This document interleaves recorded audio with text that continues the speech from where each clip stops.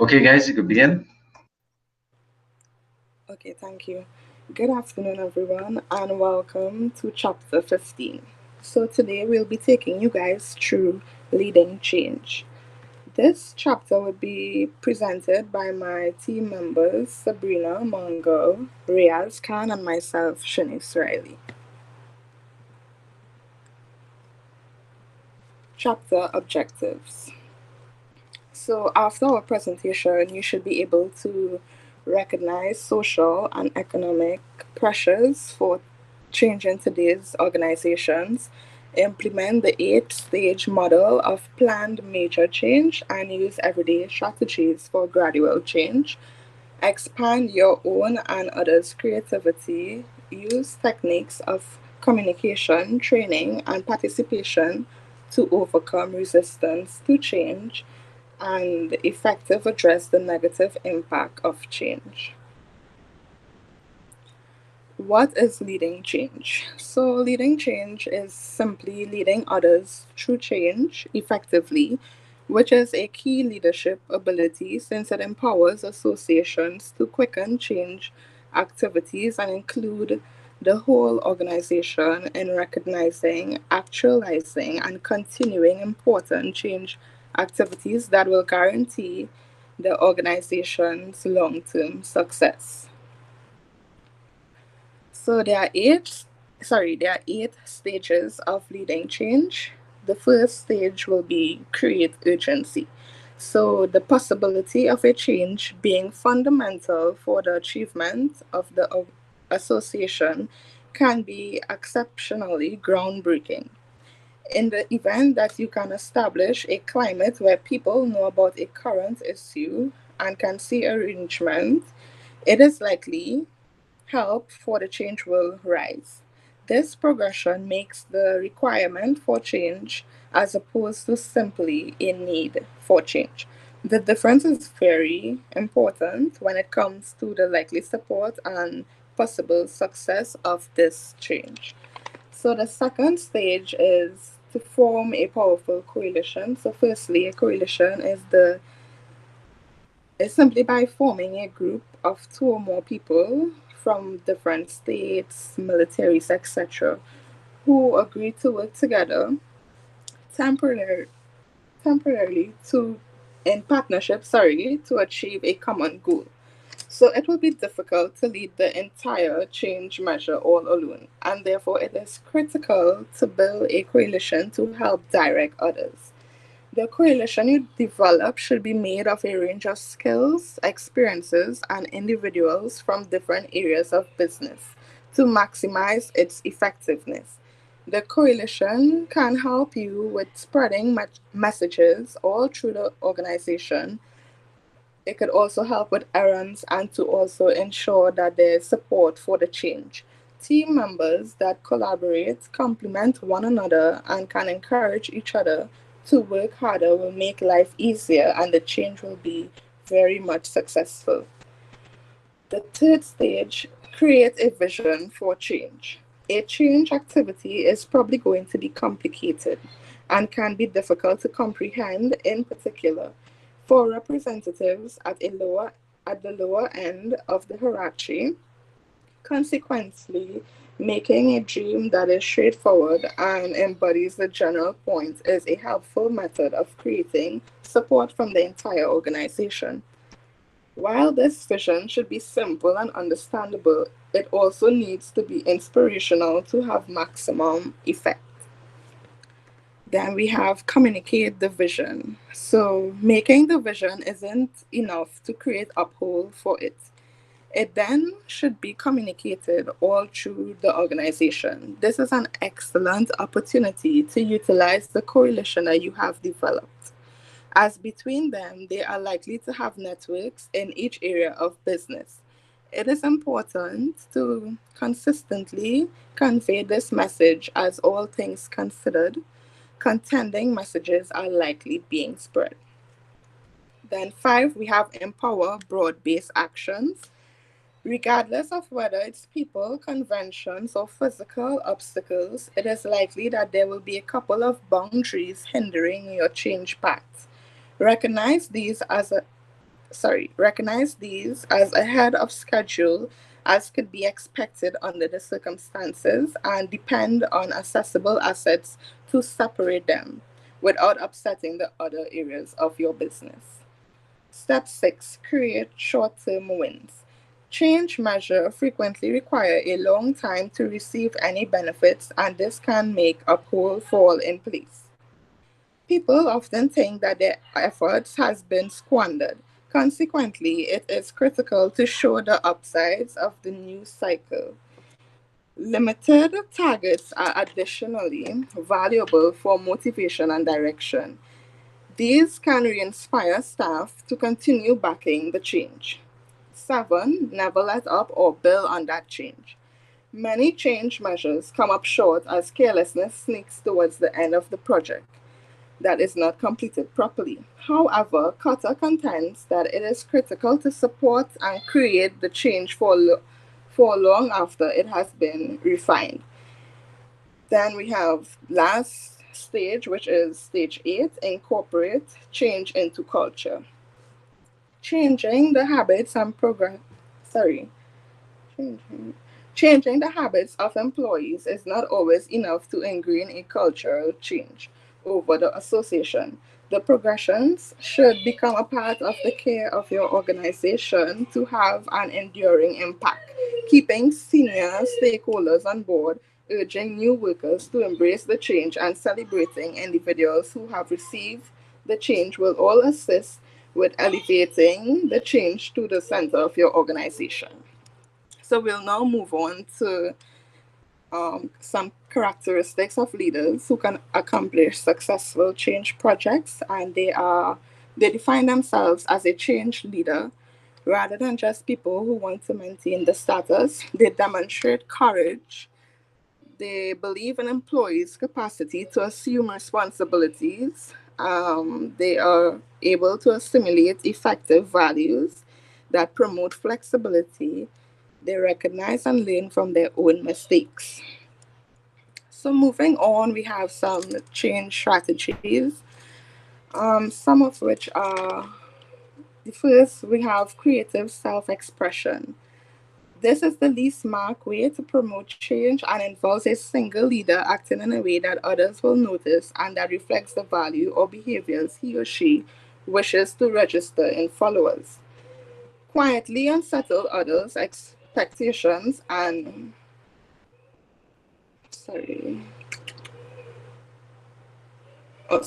whether it be a leader who wears a casual pants and sweater in an organization where everyone else wears suits. Then we have right words. So a leader turns an opponent's negative attitude, comments, or behavior into opportunities for change that others will notice. Right opportunities. A more public approach is for leaders to look for, create, and capitalize on opportunities for motivating others to change. And lastly, we have the alliance building. So, this is when leaders work closely with others to move issues to the forefront more quickly and directly than would be possible working alone. This is the most public and the most political approach to everyday change. First, I want to apologize if you're all hearing crying in the background. I have an autistic sister, so she kind of going through a tantrum right now. So, moving forward, we have change or perish. The rapid sorry on the off chance that an organization can't change its interior movement to stay aware of the external movement, they will in the end die.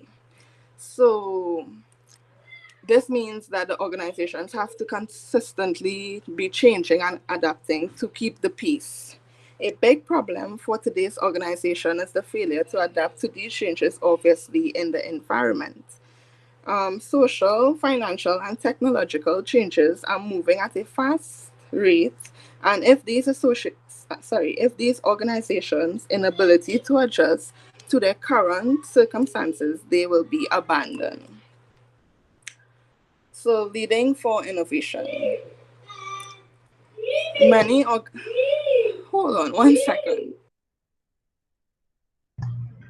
It's okay now.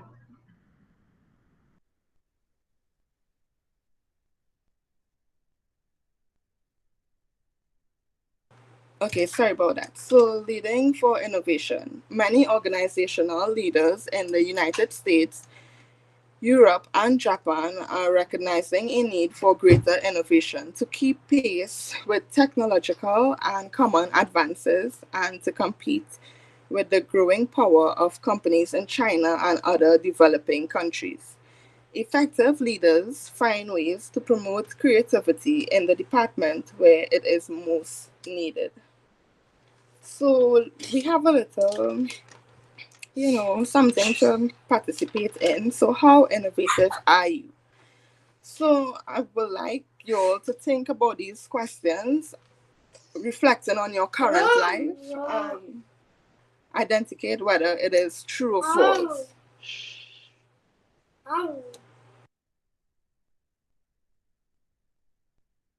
And maybe if two people could probably participate and answer, it's just true or false, it will be truly appreciated.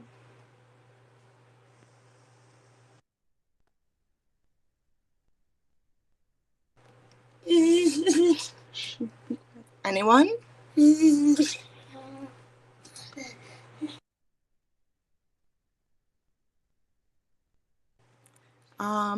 would All you right, so like? go Okay. ahead. Leah, would you like to give it a try? Um, I'm always seeking out new ways to do things. True. I like to feel that the old way of doing, I would, yeah, I like to feel that the old way of doing things is the best way. False. My behavior influences others to try new things. Mm, false. I am usually one of the last people among my peers to adopt something new. False. I prefer to slow to sorry. Prefer to be slow to accept new ideas. False. Okay, thank you for participating. So, innovativeness reflects an awareness of the need to innovate and a positive attitude towards change. It is a positive thing for leaders today because individuals and organizations are faced with a constant need for this change. So, this is the end of my part, and I would like to pass you on to my colleague Sabrina Mungle, who will do the rest. And I apologize for the noise in the background. Thank you. Hi, good day everyone. So I'm Sabrina and I'll be doing the creative organization. Leaders can build an environment that encourages creativity and help the organization be more innovative. Five elements of innovative organization are alignment for creative acts that benefit the organization to occur consistently. The interests and actions of everyone should be aligned with the organization, purpose, visions, and goals. In addition to that, we have creative values. Most people have a natural desire to explore and create, which leads them to initiate creative activities on their own. Leaders can encourage creativity by providing the structures and systems that encourage people to explore new ideas. There is also unofficial activity. Employees need to be able to experiment and dream outside of their regular job description. Leaders can give people free time for activities that are not officially in their job description, so they'll be able to explore new things. Another element is diverse stimuli. It is impossible to know in advance what stimulus will lead any particular person to come up with a creative idea. Leaders can help provide the sparks that set off creative ideas as well as provide employees with diverse stimuli by rotating people into different jobs, allowing them time to participate in volunteer activities and giving them opportunities to mix with people different from themselves. So I'll use an example, which is my workplace, which is the bank. There are so many job positions within the bank and so many products to learn. So We got a new manager recently who's doing things quite differently. She's rotating all most of the staff in different departments so they can learn new products and they would learn new positions. So it's just easier to fill a position when someone stays home. And also, when customers come, we don't have to go and ask another department or what's the question about, sorry, what the question is. Sorry, about what the question is. We would be able to answer it on our own. And the last element is internal communication. Creativity flourishes when there is frequent contact with people at all levels of the organization. Without internal communication and coordination, ideas can't be implemented. Leaders foster an environment that encourages people to communicate across boundaries. Another example of the bank is when all the employees come together to find new ways to advertise their loan sales. So it's Christmas time. It's not just a department, it's not just the sales department that have to come up with ways to advertise their loans. It's the entire branch. So we all come together to find new ways to advertise and to help the sales department get these loans. So moving on, it's leading creative people. As much as leaders want to make changes, they need employees to contribute new ideas as well, which helps in a very big way. The employees are the people who runs the business. They would have a fair idea of what good changes are. Leaders can increase individual creativity by encouraging brainstorming, where everyone can come together and share ideas on certain topics. Another example of the bank. So we try to come together to look at different ways to reduce the lines. Like, for example, just having like more than one person on the floor, filling out vouchers, asking people what they have to do, putting them in the correct line, just to be more efficient. This is people coming together to pitch their ideas on how to help the bank to be more efficient. In this way, the leaders will understand what the employees need to get their work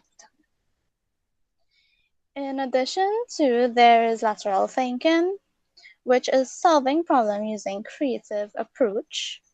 It involves ideas that may not be obtainable using traditional step by step, but basically thinking outside of the box. Lastly, we have creative intuition. It is the ability to quickly identify valuable or useful creative ideas without thinking about it, without a conscious thought.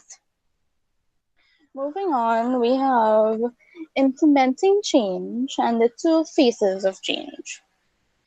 So, leaders frequently see innovation, change, and creativity as a way to strengthen the organization, which is like the main which is like the main reason for change, why leaders will think of change.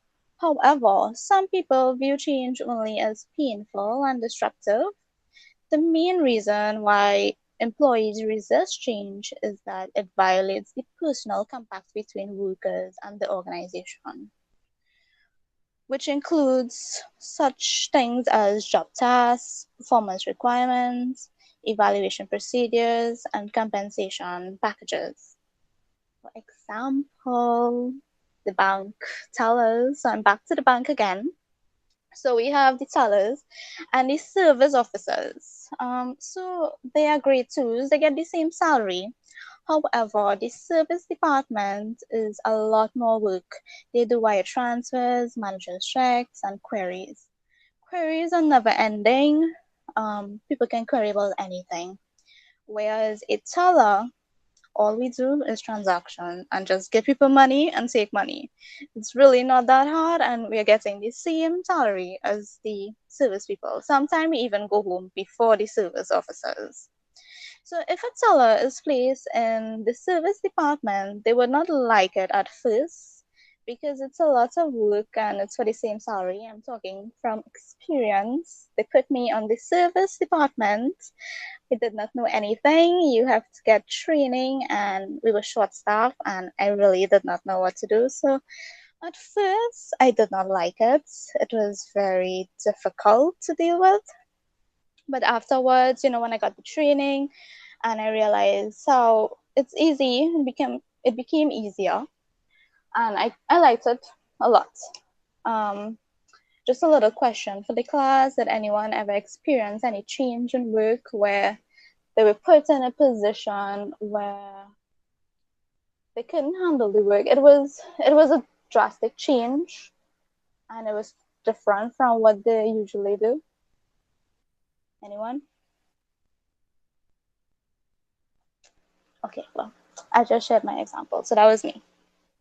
Well, another example is profit sharing, where the bank would give options every year. So it's either you take 100% shares, or you could take 25% in cash, or 75% in shares. However, one year they decided to take out the option of the 100% shares, and you had to take some cash. Some people liked it, some people didn't, and it had mixed reaction. So, moving on to the two phases of change. Leading change is one of the greatest challenges for leaders. The change in today's environment can be exciting and fun, but it can also be an inconvenience, painful, and downright scary. Even when your change appears to be good for an individual employee as well as the organization, it can lead to lower commitment and reduced trust if not handled carefully. Some changes that may be necessary for the good of the organization can cause negative consequences for some employees who may experience high level of stress, be compelled to quickly learn an entire new task and new ways of working, or possibly lose their jobs. It's very difficult for some people, and some people it will be quite easy. So it's always a mixed reaction. So I have an example, but it's not the bank. So you don't have to hear about the bank anymore. It's about Nokia, a company founded in Finland, which was the first to create a cellular network in the world. In the late 1900s and the early 2000s, Nokia was the global leader in mobile phones. I'm pretty sure everyone had a Nokia phone back in the days. I don't know anyone who didn't. With the arrival of the internet, however, other mobile companies started understanding how data was the future of communication. Nokia didn't grasp the concept of the software and kept focusing on hardware. Nokia's mistake was the fact that they didn't want to lead the drastic change in user experience. This caused Nokia to develop a mass of operating system with a bad user experience that just didn't fit on the market. In 2008, Nokia finally made the decision to compete with Android. Big mistake. It was too late, and their products weren't com- competitive enough. This led to Nokia's downfall. One last example is Motorola. Even though Motorola kept producing various versions of its cell phone, they failed to see that customers wanted innovative in their software rather than the hardware. So that was one change that did not go well for the company.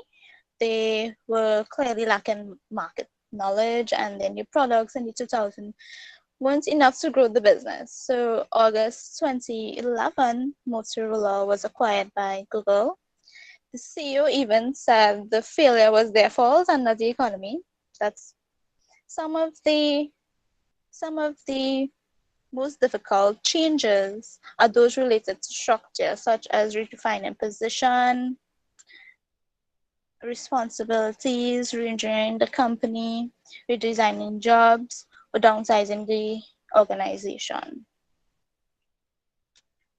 In many cases, these types of changes mean that some people will be seriously hurt because they will lose their jobs.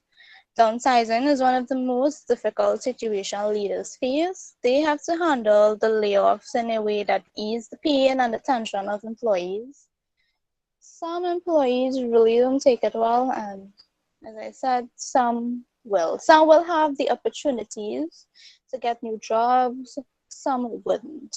And some, they're working in a job for their entire life. So changing from that would be very hard when they have a family, they have mortgages, they have vehicle loans to pay off. It's very difficult for a lot of people, and I've seen it a lot of times when people come and they get laid off from work and they just collect a check and they come in the bank and they just come to deposit their check and they're like they just got laid off.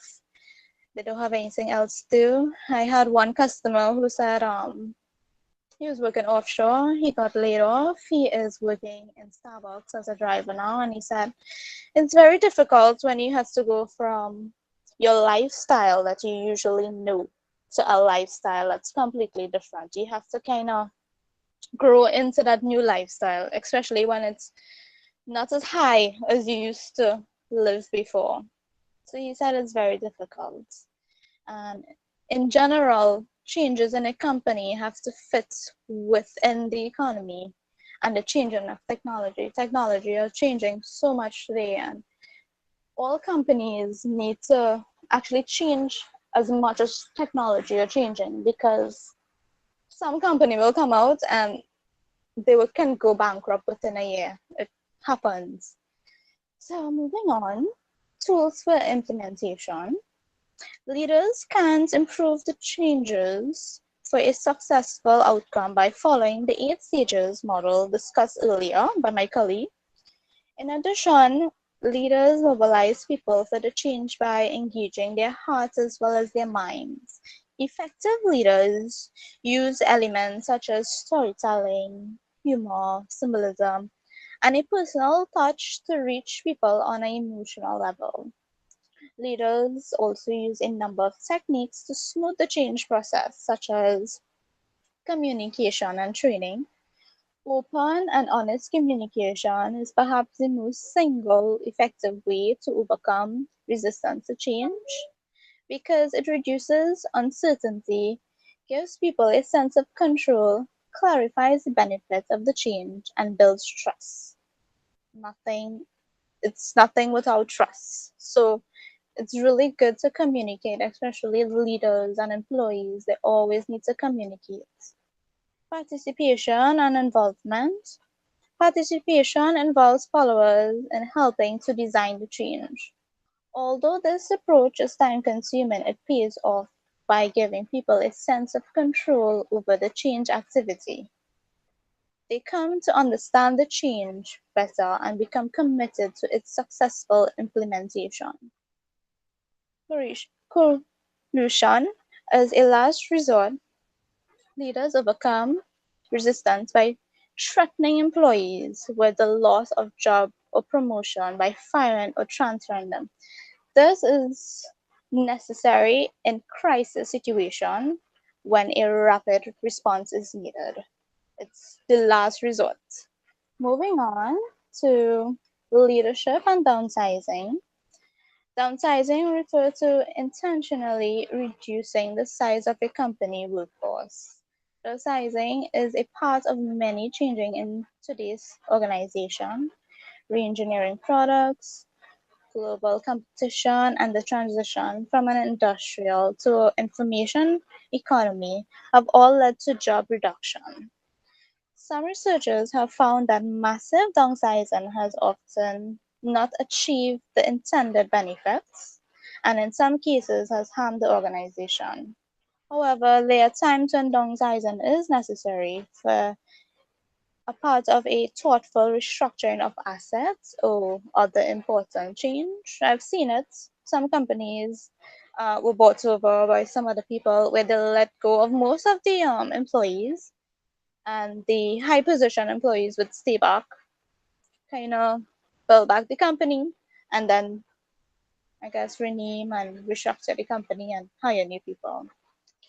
When job cuts are necessary, leaders should be prepared for increased conflict and stress, even greater resistance to change, and a decrease in trust and employment commitment. Well, if speaking as me personally, if I hear that the company is downsizing, I I would not want to work how I would normally would. People would just go to work for going to work sake just to get a salary. They would not put in the commitment they had before. A number of techniques can help leaders smooth the downsizing process and ease tension for employees who will leave as well as those who will remain. Some leaders seem to think that the less said about a pending layoff, the better. Not so. It's not true. Leaders should provide advance notice with as much information as possible. Um, I speaking from experience again. I Most of the people just came into the bank one day, and when we asked them what was going on, they said, well, they got laid off from their work. They went to work. The gate was closed. Um, the security guard came out, told them business is shut down, everyone is getting laid off, and this is your checks. And that was it. They were sent home, and they just came to the bank to put in their checks or cash their checks. It was very heartbreaking to see. You just went to work one day, and then they tell you that you no longer have a work, and they said like they only found out the morning, which was really sad. So even when they are not certain about exactly what's going to happen, leaders should be as open and honest with their employees as possible. Leaders can offer incentive package for employees to leave voluntarily and offer alternative work arrangements such as job sharing or part-time work. They could provide assistance to displaced workers such as training programs, extended benefits, outplacement assistance, and counseling for service for both their families and the employees. It can ease the trauma associated with the job loss. In addition, this shows remaining workers that the leaders care about the people, which can help to ease their own feelings of confusion, guilt, anger, sadness, and also loss over their colleagues. Leaders can attain positive results if they handle downsizing in a way that enables remaining organization members to be motivated, productive, and committed to a better future. So this is the end of our presentation. The important point of this chapter is that tools and approaches are available to help leaders facilitate creativity and innovation and manage change. Leaders have to recognize that change can have negative as well as positive consequences, and communication is key. They always have to communicate with their staff because that's what an organization and a business is about. And that's why they need to put things in place to help their staff to cope with change so the change can be smoothly. Thank you very much, everyone, for listening. Is there any question?